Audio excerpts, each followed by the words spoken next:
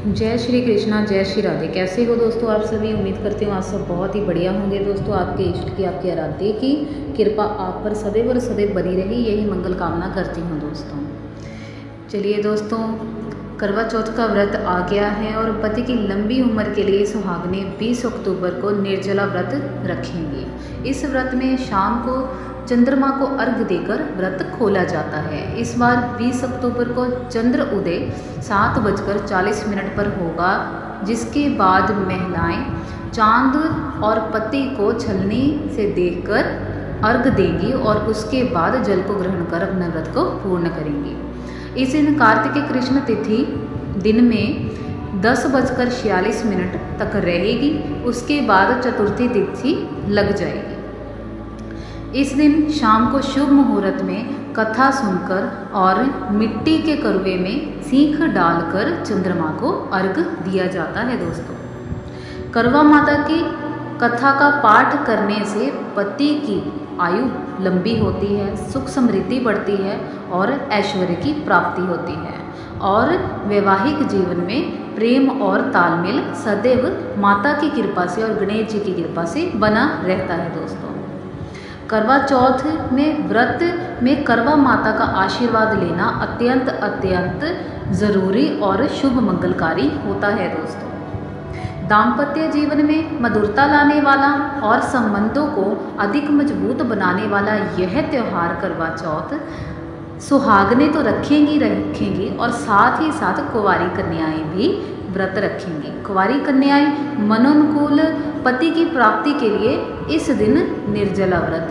रखेंगी। जो सुहागन स्त्रियां हैं वो सुबह सरगी खाकर, और कुंवारी स्त्रियां जो हैं, जो लड़कियां हैं, वह भी सरगी खाकर इस व्रत को आरंभ करेंगी। दोस्तों, और शाम को जो कुंवारी लड़कियां हैं वो तारे को अर्घ देकर अपना व्रत को पूर्ण करेंगी और जो सुहागिन स्त्रियां हैं वो चंद्रमा के दर्शन करने के उपरांत ही इस व्रत को पूर्ण मानेंगी। दोस्तों, चलिए दोस्तों, कोई भी व्रत की जो महत्वता है वह उस व्रत की कथा से जुड़ी होती है और कोई भी व्रत कथा के बिना संपूर्ण नहीं माना जाता है। चलिए श्री गणेश जी को और चौथ माता को प्रणाम करके हम ये कथा सुनते हैं। दोस्तों, ओम श्री गणेशाय नमः। वक्रतुंड महाकाय सूर्यकोटि समप्रभा निर्विघ्नं करोमि देव सर्वकार्येषु सर्वदा। ओम श्री गणेशाय नमः। जय माँ पार्वती, जय माँ गौरी। बहुत समय पहले की बात है। एक शाहूकार की 7 बेटे और उनकी एक बहन करवा थी। सभी 7 भाई अपनी बहन से बहुत ज़्यादा प्रेम करते थे, यहाँ तक कि वह पहले उसे खाना खिलाते थे, उसके बाद स्वयं खाते थे। एक बार उनकी बहन ससुराल से मायके आई हुई थी।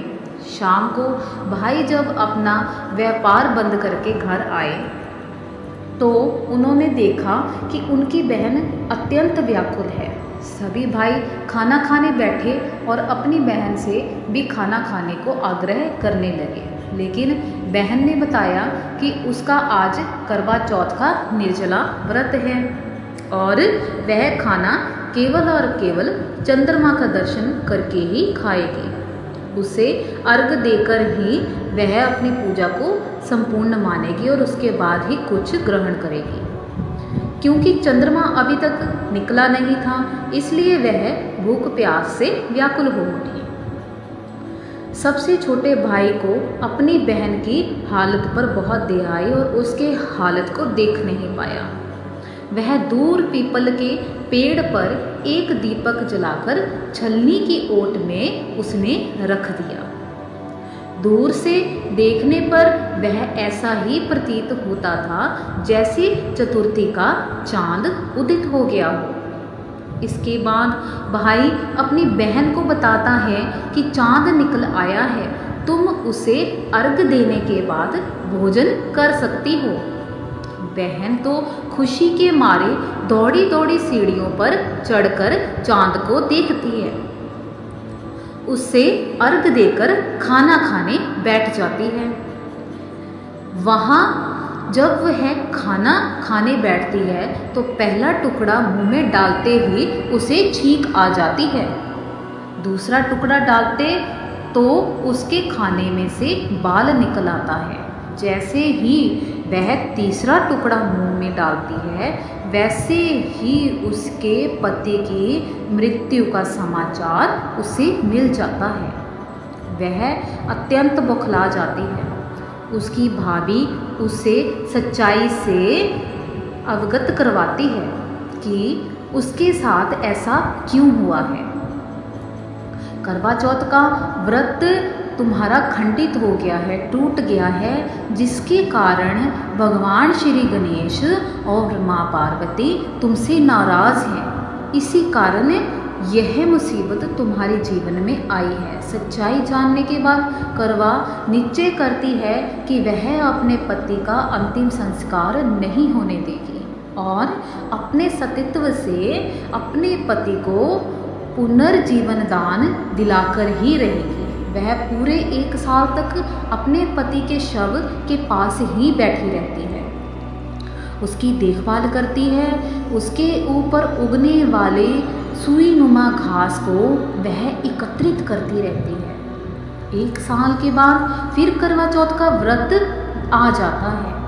उसकी सभी भाभियाँ करवा चौथ का व्रत रखती हैं और जब भाभियाँ उसे आशीर्वाद लेने आती हैं तो वह प्रत्येक भाभी से यम सुई ले लो, पी सुई दे दो, मुझे भी अपने जैसी सुहागन बना दो, ऐसा आग्रह करती है।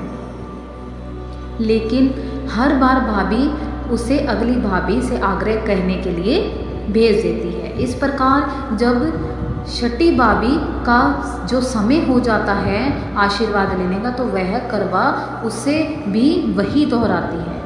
यह भाभी उसे बताती है क्योंकि छोटे भाई की वजह से ही उसका व्रत खंडित हुआ था।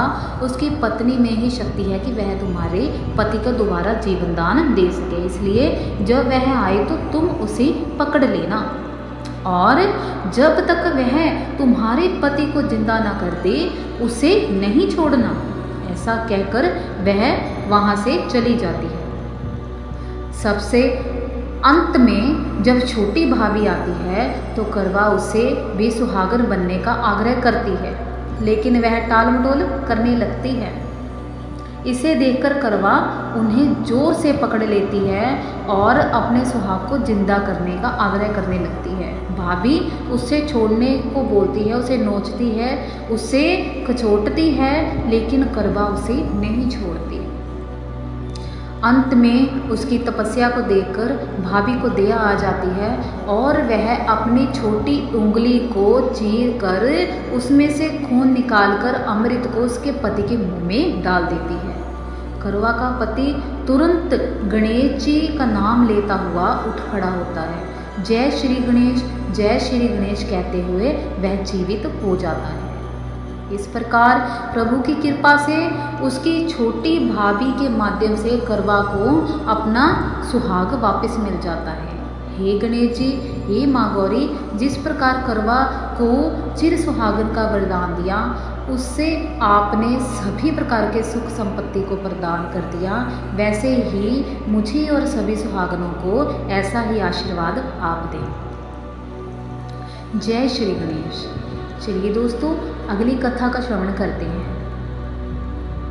इस कथा का सार यह है कि शाक प्रस्थपुर वेद धर्म ब्राह्मण की विवाहिता पुत्री वीरवती ने करवा चौथ का व्रत किया था। नियमानुसार उसे चंद्रोदय के बाद भोजन करना था, परंतु उससे भूखा नहीं रहा गया और वह व्याकुल हो उठी। उसके भाइयों से अपनी बहन की व्याकुलता देखी नहीं गई और उन्होंने पीपल की आड़ में आतिशबाजी का सुंदर प्रकाश फैलाकर चंद्रोदय करवा दिया और वीरवती ने भोजन कर लिया। परिमाण के स्वरूप उसके पति की तत्काल ही वहाँ से अदृश्य हो गया। अधीर वीरवती ने 12 महीने तक प्रत्येक चतुर्थी का व्रत रखा और करवा चौथ के दिन उसकी तपस्या से उसका पति पुनः उसे प्राप्त हो गया जो कि खो गया था। चलिए दोस्तों अगली कथा सुनते हैं। पुराणों के अनुसार करवा नाम की एक प्रतिव्रता धोबिन अपने पति के साथ तुंगभद्रा नदी के किनारे स्थित गांव में रहती थी। उसका पति बूढ़ा और बहुत निर्बल था। एक दिन जब वह नदी के किनारे कपड़े धो रही थी तब अचानक एक मगरमच्छ वहां आ गया और धोबी के पैर अपने दांतों में दबाकर यमलोक की ओर ले जाने लगा। वृद्ध पति यह देखकर बहुत घबराया और जब उसने कुछ करते नहीं बना तो उसने करवा करवा कहकर अपनी पत्नी का नाम पुकारना शुरू कर दिया। पति की पुकार सुनकर धोबिन करवा वहां पहुंचे तो मगरमच्छ उसके पति को यमलोक पहुंचाने ही वाला था। तब करवा ने मार्ग में कच्चा धागा बांध दिया और मगरमच्छ को लेकर यमराज के द्वार पहुंच गए। उसने यमराज से अपने पति की रक्षा करने की गुहार लगाई और साथ ही यह भी कहा कि मगरमच्छ को उसके इस कार्य के लिए कठिन से कठिन दंड दिया जाए। आग्रह किया और बोले कि हे भगवान, मगरमच्छ ने मेरे पति के पैर पकड़ लिए। आप मगरमच्छ को इसके अपराध का दंड स्वरूप नरक भेज दें। करवा की पुकार सुन यमराज ने कहा कि अभी मगर की आयु शेष है, मैं उसे अभी यमलोक नहीं भेज सकता। इस पर करवा ने कहा, अगर आपने मेरे पति को बचाने में मेरी सहायता नहीं की तो मैं आपको श्राप दे दूंगी तथा नष्ट कर दूंगी। करवा का साहस देख यमराज भी डर गया। वह प्रतिव्रता थी और उसके मुंह से निकला हुआ हर शब्द सच हो जाता, मगर उसके बाद वह डर गए। मगरमच्छ को यमपुरी भेज दिया गया। साथ ही करवा के पति को दीर्घायु होने का वरदान भी दिया गया। तब से कार्तिकेय कृष्ण की चतुर्थी को करवा चौथ व्रत की प्रचलिता चलने लगी, जिससे इसे आधुनिक युग में भी महिलाएं अपने पूरे भक्ति भाव श्रद्धा से पूर्ण करती हैं और भगवान से अपने पति की लंबी आयु की कामना करती हैं और सुख समृद्धि की कामना करती हैं दोस्तों। तो ये थी दोस्तों करवा चौथ की कथा। माता सभी के सौभाग्य को बनाए रखें, सभी को खुशियाँ प्रदान करें और सभी प्रकार से सुख संपन्नता आपके घर में सदैव स्थिर रहे दोस्तों। कहते हैं कि इस व्रत को द्रौपदी ने भी किया था। जब अर्जुन युद्ध पर गया था तब भगवान श्री कृष्ण ने द्रौपदी की व्याकुलता पूछने पर द्रौपदी को इस व्रत का सारा अनुसंधान बताया था कि यह व्रत कैसे किया जाता है। इस व्रत का जिक्र भगवान शिव से माँ पार्वती ने भी किया था दोस्तों, और माँ पार्वती स्वयं भगवान शिव के लिए इस व्रत को करती हैं और वही हम सभी सुहागनों को दीर्घायु पति का वरदान देती हैं दोस्तों। चलिए दोस्तों, आप अपना व्रत श्रद्धा से करें और माता को और श्री गणेश जी को सदैव और सदैव ऐसे ही प्रेम से पूजते रहें। मिलेंगे नेक्स्ट वीडियो में, तब तक के लिए जय श्री कृष्णा, जय श्री राधे, जय माँ चौथ की और जय श्री गणेश जी।